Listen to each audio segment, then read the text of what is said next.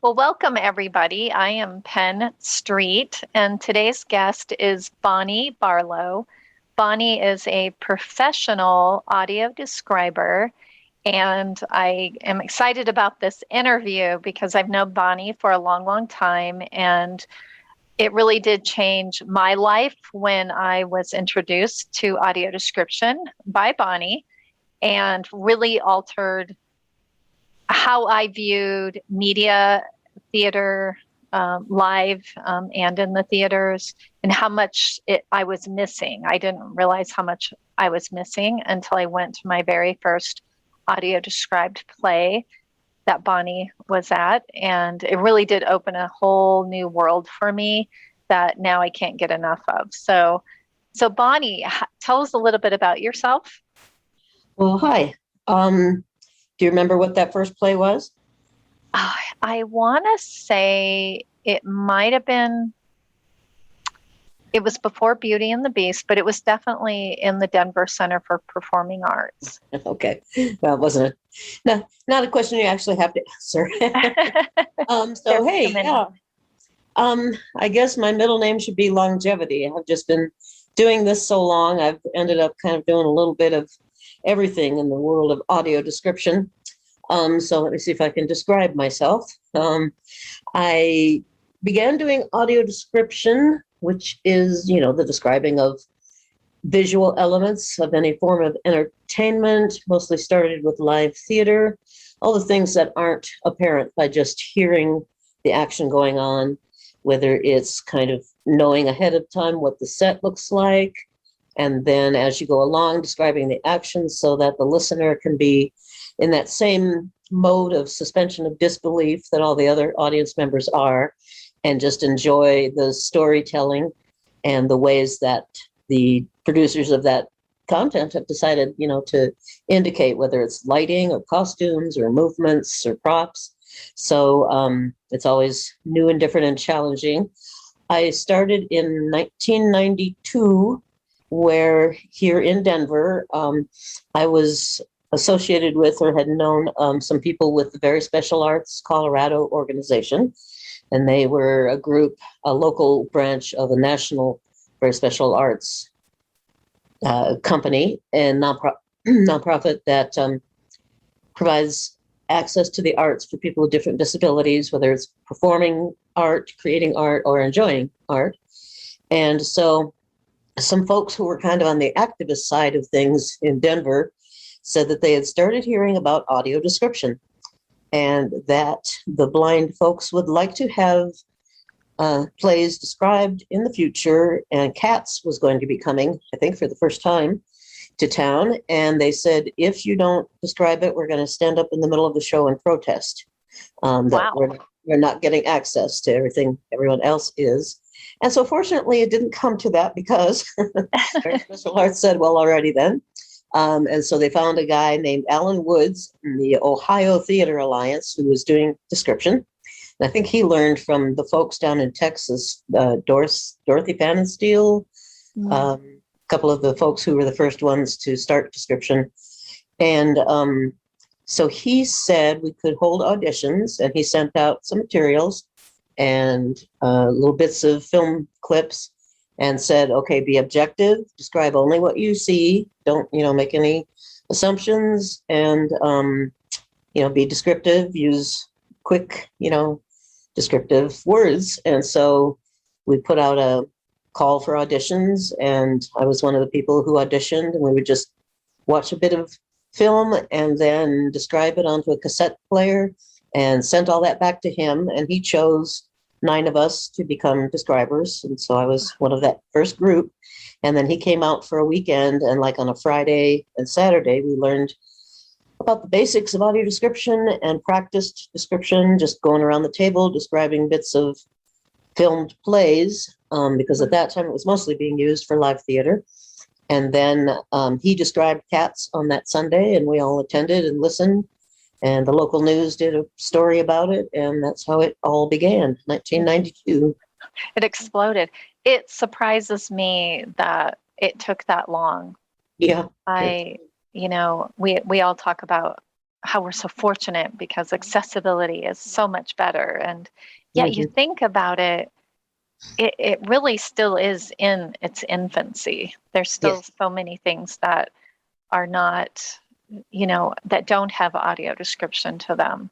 right. So, It's not just expected yet. Whereas having closed captioning and sign language for things is pretty much expected nowadays. And when it's not there, there's a bit of an uproar, and that's good because everything should be accessible.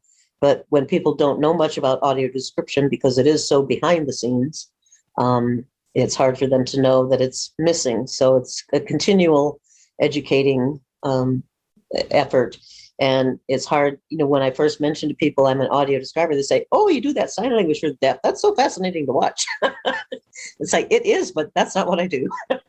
that's interesting. We are Yeah. having a conversation here at Audio Information Network of Colorado, and it hasn't happened to me yet, but many of the staff, when they, tell them where they work, they instantly go to, oh, you provide sign language or hearing aids. When you hear audio, Yeah.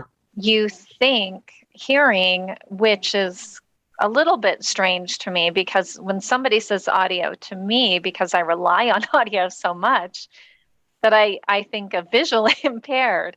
So it's Yeah. interesting that you, even with the words audio description, Uh-huh. people are doing that. That's interesting. That's really Yeah. And interesting. it still happens because it's just not until you encounter it, you just don't even know it's there so you can see that stuff go by. Like people watch Netflix and they go in and choose captions all the time, but they never notice English descriptive video as a choice. And Yes.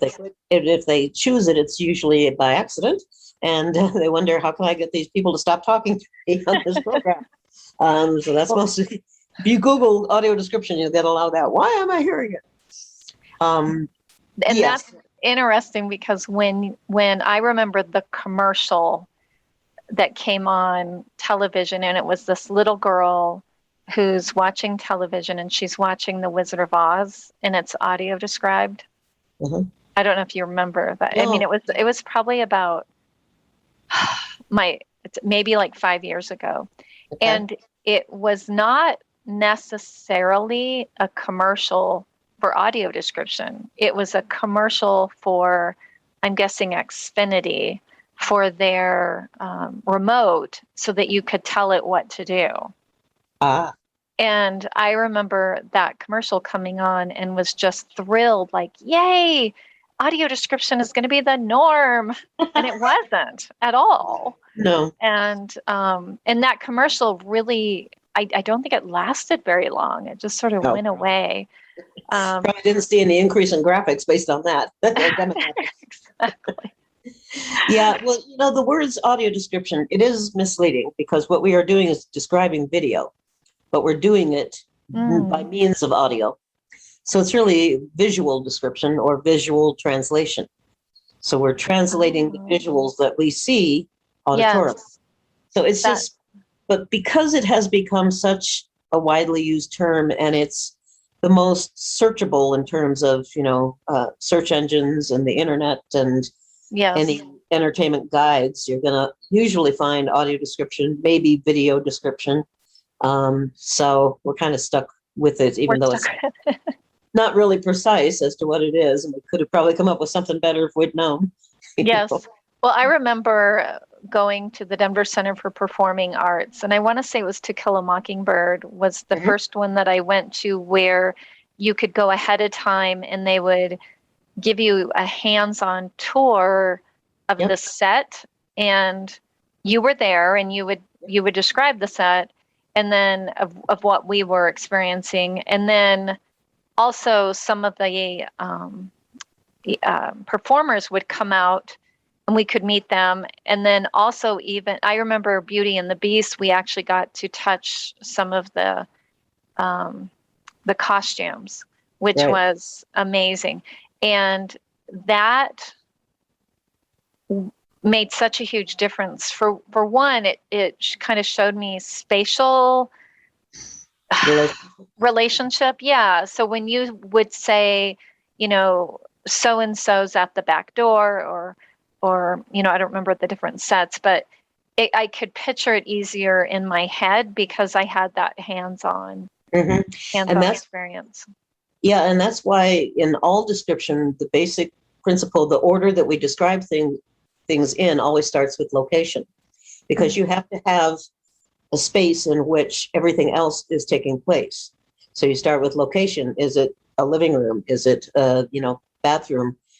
Then what's happening, then who's doing it, or it's happening to, then more details if you have time, but it always goes in that order for good description. Even you'll notice in TV and movies, they'll say in the bar, now at the club. That's true. Yes. Yeah. Yes. So they're always going to give you the place first, so you can, whatever each visually impaired person's mode of imagining things is, they can start to do that. And that's why when something's out of the norm of a visual effect, we try to either let, the sensory tour take care of that, some of the describing, by letting you feel it, like the beast. It takes a long time to describe what the beast looks like. He's got like horns, kind of like a bull, but he's got hairy, shaggy, whatever, but he's handsome, but he's got a big nose, but he's, so it takes a lot of words to describe what your hands can tell you in a minute. So it's helpful to a describer too. And so I'm always aware of, when I preview a show, I did Warhorse, which had life-size puppets that had two men inside a mesh kind of cage so they could see out, and they would work levers at the front legs and the back legs. And another man would stand outside of the horse and hold a lead that was actually a stick, and it would move the horse's head. So he would control the ears and the face. They would control the front legs and the back legs and the tail, and all of the movements of the horse. Then, just like with Lion King or any other show that uses puppetry, you stop seeing the people and you just see the creature, whichever has been created in your mind. So I really wanted to describe that ahead of time for folks who were going to see Warhorse, so they didn't have to spend half the play going, is it a guy in a horsey suit? Is it a real horse? Is it, what is it? Is it guys who, one guy's in the back of the horse, the other guy's the front of the horse? And it's kind of that different. And it just they were so solid and so real that people could ride them, and they could, run across the stage, and then they would move scenery behind them. And so it looked like once you changed the lights and you had the legs in motion as if they're galloping, they're not moving anywhere, but your mind tells you they're galloping. And it's just a beautiful work. It's one of the favorite things I've ever described.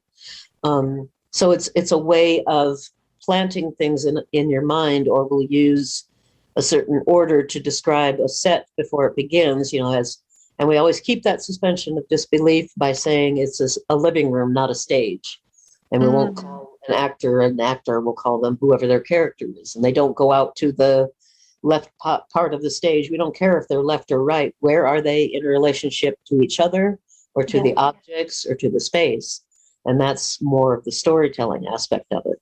So I probably got off in all kinds of directions for you there, but no, it's fascinating. It's fascinating, the work that goes on behind the scenes. And I know that I always wanted to get to the theater early enough, because it seemed like you took 10, 15 minutes before the curtains came up, and you would describe. So if you didn't have the opportunity to go back behind the curtain ahead of time, that you really did get a sense of the diner. Because there was one play, I just remember Diesel was in the name of it. Yeah, Mama Hated Diesels. Yes, that might have been the first one, and that I went to. But I could picture it in my head before the curtains went up. Yep. And which was just wonderful and incredible. And so my husband would a lot of times, once I explained what was going on and how amazing it was, he wanted to experience it, of course. And he actually prefers audio description on many levels, because what he was really, even though he's super visual, he's a professional photographer, he found that by listening to the audio description, how much he was actually missing. Yep, you see more when you hear it. Exactly. And another thing that is awesome for me, because sometimes people's voices are similar. Yep. and it's hard for me. Oh, is that Joe or is that Bill or Sarah or Susie? But you always say their name, like Susie's coming in, and so I would actually get more attached to the characters because I could recognize them because you were telling me who they were. And it enriches everything about the performance. And when you were talking about the horse, Bonnie described the rodeo at the stock show. And I could not, I've been to many rodeos. I'm a tomboy, so I've gone to many rodeos in my life. And even though I really can't see what's going on, I haven't been since I was 9, I still love going to the rodeo. I had no clue how you were going to do that because it is so crazy, fast paced. And it was such a treat for me to sit in the stands and have you audio describe that rodeo because you caught it. Like, it brought me back to before I lost my vision of when I could actually see the rodeo. And I felt that connected to the rodeo, to the performers because of your description. And you were talking a mile a minute, but it matched what was going on, right? That's what rodeo. Yeah, having kind of, it's more like it's like a sports cast, like a football game if you're listening on the radio. Like, I know blind people who like to listen to football games rather than get them on the TV because there's more description of how the lineups are and how many, yards they've gone. And so this was like a play-by-play, and we would talk about the horse and the rider and what they look like as they were over on the gate on the north end of the arena. And maybe the horse is pawing the dirt and anxious and ready to get going. And they're just about ready to open the gate and the horse like jerks. And so then they have to say, nope, back up and start again. and then, the announcer's going to give the results. But it's like as soon as they come out of the gate, it's like he's got the lasso in the air. He throws it. He either gets it or he misses. Or he gets him by the, tail, and now he's down on the ground wrestling, and he got back up. So it's basically just following the action and hollering along with him, and that's plays. But it's all fun. And I, back to your thoughts about your husband listening to description for all different reasons. It is going to be more called for because a lot of people are using it now.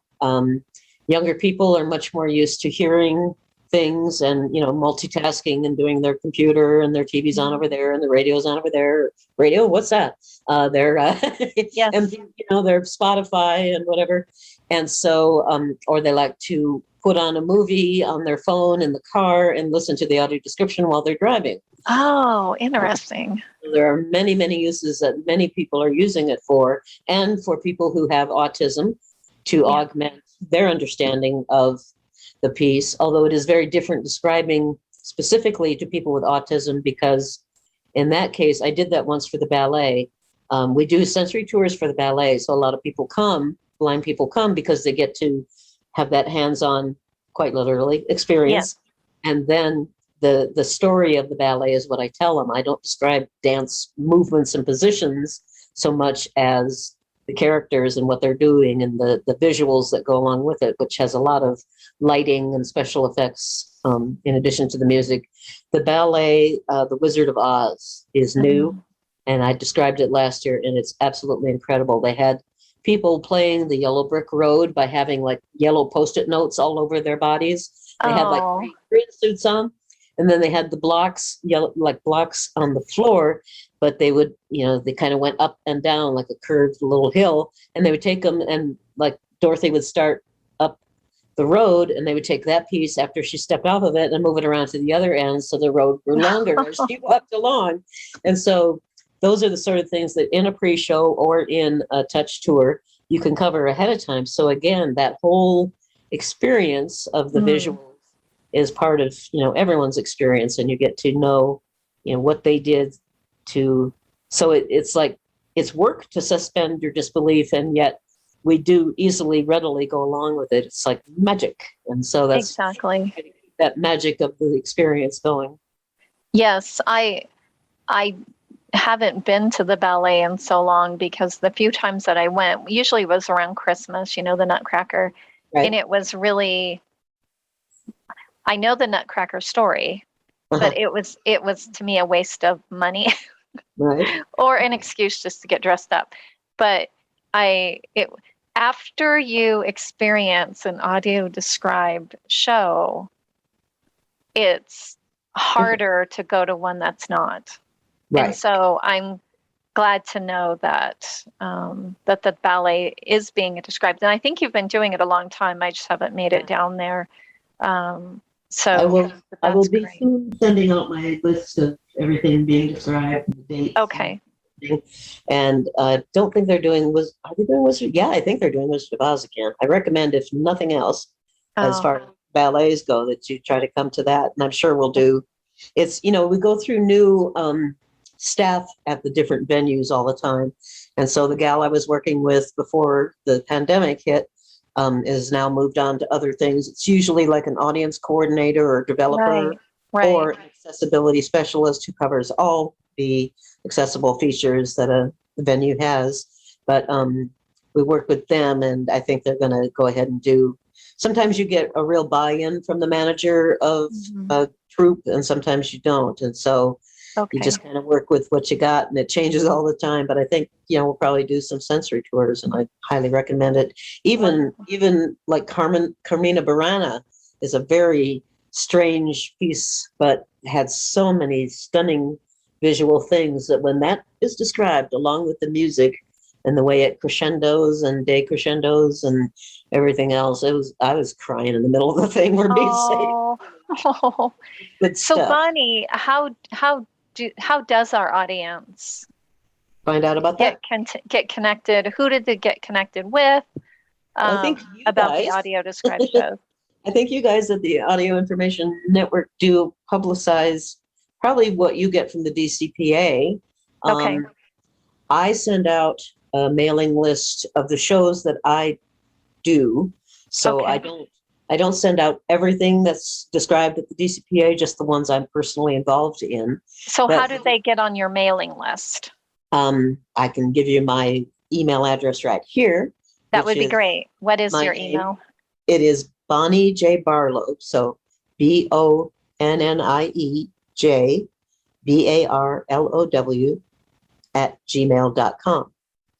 And I will send that out to everyone that's on my list. And good thing you're reminding me. I should probably do that right about now, because I'm going to preview Giselle at the ballet on October 2nd. I got the shows that I'm going to be describing for the Broadway shows that are coming back. So let me look at my list there. I'm going to be doing Dear Evan Hansen and Oh, Hamilton and My Fair Lady okay. and Wow. a few others. So I will send that out too, so people can start getting their tickets early. It's going into 2022 and even 2023. And Wow. sometimes they add shows. So Right. And is it still, I know, Bonnie, it used to be like the last Sunday it matinee or varies. something. Oh, it does No, vary now. Okay, yeah, it that's varies good to now. know. But That's they can good to know. also, yeah, they can also go on the ballet. What is it called? Colorado Ballet. Yeah. Or Opera Colorado. Operas are also described. Wonderful. Or the DCPA, Denver Performing Arts DCPA.org, and check out their accessibility, features. Just type that in your search. I always try to communicate with the venues that it's best if they can put audio description as the first choice in a whole list rather than the last one, because it's harder for you guys to know it's there until you're We actually appreciate that, Bonnie. I try. I don't know if they always get it, but that's what I do when I send it out. I'll reword what they've sent me and have on their website, and I'll put it more in chronological order, and then by show, and then by date, and then the number or website for getting a ticket. So I try to simplify it and make it readable by screen readers and that sort of thing. So, but I'm sure there's a few things I miss, but I try to. Yeah, like I did a Real Abilities Film Festival recently and worked with them not only to, write the scripts, record the scripts, and edit them onto the documentaries that they presented, but also told them the best way to reach the visually impaired audience. And Yes. then I sent out information separately in a way that was, and so they had several people join who wouldn't have without the audio description and that information. So anything that I can ever do to increase that connection, and response between groups and the providers. I try to make access accessible. That's basically. We appreciate that, Bonnie. We appreciate that. Yeah, so it is, again, like I highly recommend, if you can go to an audio described show of any sort, regardless if it's a film festival, downloading something off Netflix, but the live theater, and to have a live person audio describe it is really phenomenal. But it does spoil you for ever going again to anything that's not audio described. So Bonnie, you've always been a great advocate for the blind and visually impaired world. And thanks. Can I just mention the other places where description is also available besides live theater, which is, of course, if people aren't aware, Netflix, Amazon, iTunes. I mean, everybody's got it nowadays, and you have to access it in different ways. But there's one website that is a really good resource. You can look up any movie or show that you'd like to find out if it is audio described. And that is the acb.org. And then they have the Audio Description Project. Oh. And if you search on those things, you'll find all kinds of resources. And they have an exhaustive list of all of the material that's been audio described and where you can find it, whether it's Amazon or Netflix, and how to bring that audio description up. So like in Netflix, you have to click on the captioning, and then you have to, find on the menu somewhere where the English descriptive video is. So it's different for each, and they keep updating it. So, because this stuff changes every day. And that's acb.org. And does that stand for American Council of the Blind? Of the Blind. Great. Okay, wonderful. I did not know that resource. Well, my goodness. I know. Everybody thinks I'm a walking dictionary, but I fail them occasionally. So now you are. But Bonnie, again, I just really, really want to thank you for the work you've done for, since the early 90s for all of us. And you do a lot more than that as well. Bonnie, like a lot of us, wears a lot of different hats. And Bonnie, I'm a lion, which I've shared on the podcast before. But Bonnie is also a lion, and she is the president of the Inglewood Lions Club in Colorado. But Bonnie, again, thank you so, so much. And again, if you would like to be on Bonnie's list to receive emails regarding the upcoming audio described shows, that she is the audio describer, that's Bonnie, BONNIE, J, Barlow, BARLOW, @gmail.com. And if for any reason you don't get that, you guys know where to find me. Yep. So Bonnie, again, thank you so much for everything you do, not only for being an audio describer and really just a true advocate for us out there, but also being a lion and doing your work with that as well. So all right. My pleasure. Okay. Well, thanks, Bonnie. And for the listeners, be well, take care of yourself. All right. Go team.